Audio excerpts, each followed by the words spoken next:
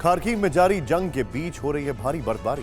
Kharkiv के ज्यादातर इलाके बर्फ की सफेद चादर से ढके हैं और यहां पर हैरान करने वाली बात यह है कि बमबारी के बीच बर्फबारी भी हो रही है और वो भी ब्लैकआउट में।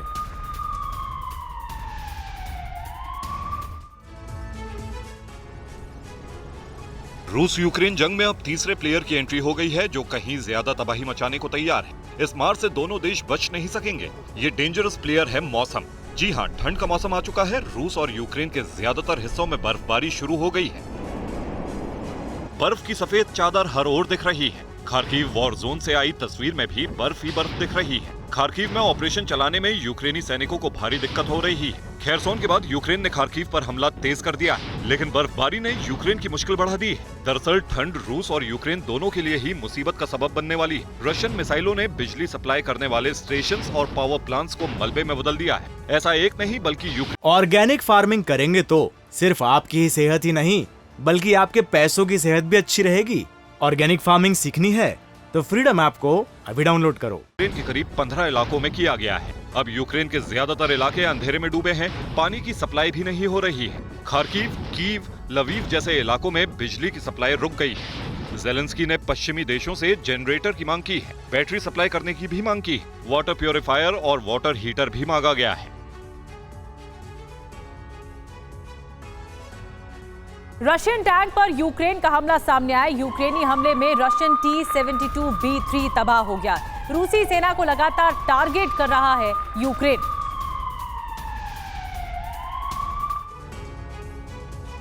आसमानी कैमरे में कैद ये खौफनाक मंजर बताता है कि यूक्रेन की धरती किस तरह बारूदी प्रहार से दहल रही है। देखिए कुछ इस अंदाज में रशियन टैंक पर यूक्रेनियन फौज हमला बोल रही है।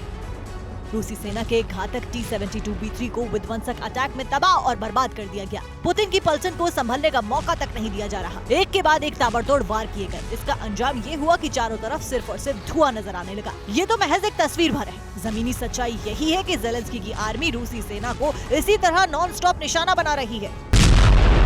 वक्त कोई भी हो, सुबह का उजाला या रात का अंधेरा, बारूदी बम वर्षा जारी है। एक दूसरी तस्वीर देखिए। इसमें रूसी हथियार भंडार पर यूक्रेन ने विनाशक हमला किया। खेरसोन इलाके में यूक्रेन ने अटैक किया, जिसके चलते हथियार डिपो में भीषण आग लग गई। ये वही खेरसोन है जो शुरुआत से ही युद्ध का सेंटर बना रहा। हाल ही में रशियन सोल्जर्स ने यहाँ से कदम पीछे खींच लिए, जबकि यूक्रेनी फोर्सेस खेरसोन में दाखिल हो गयी।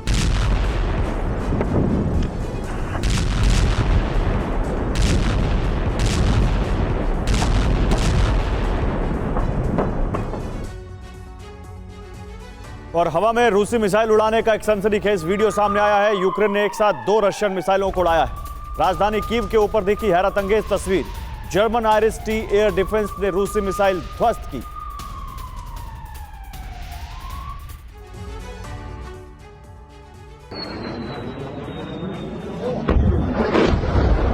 देखिए किस तरह रशियन मिसाइल्स को यूक्रेन ने उड़ा दिया। तस्वीरें यूक्रेन की राजधानी कीव की हैं, जहां रूस की 2 मिसाइलों को यूक्रेन ने जर्मनी के IRIS-T एयर डिफेंस सिस्टम की मदद से मार गिराया।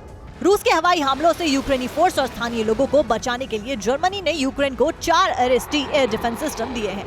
यूक्रेन जैसे छोटे से देश का रूस के सामने 9 दिन भी टिके रहना मुश्किल था, लेकिन नेटो देशों से मिल रहे हाईटेक हथियारों के दम पर ही यूक्रेन 9 महीने से न सिर्फ जंग में टिका हुआ है, बल्कि रूस को नाकों चने चबवा रहा है। इस बीच कीव से ही एक दूसरा वीडियो सामने आया है, जिसमें कीव के आसमान में रशियन फाइटर्स उड़ान भरते नजर आ रहे हैं। कीव में 4 सुखोई फाइटर जेट्स देखकर लोग दहशत में हैं। रूसी लड़ाकू विमान को देखकर किसी भी वक्त कीव में बड़े हवाई हमले की आशंका जताई जा रही है। खेरसोन से पीछे हटने के बाद से ही रूस ने यूक्रेन पर हमले तेज कर दिए हैं। इसी कड़ी में 15 सितंबर को कीव समेत 11 राज्यों पर रूस की ओर से एक ही दिन में 100 मिसाइलें दागी गई। ऑर्गेनिक फार्मिंग करेंगे तो सिर्फ आपकी ही सेहत ही नहीं बल्कि आपके पैसों की सेहत भी अच्छी रहेगी। ऑर्गेनिक फार्मिंग सीखनी है तो फ्रीडम ऐप को अभी डाउनलोड करो।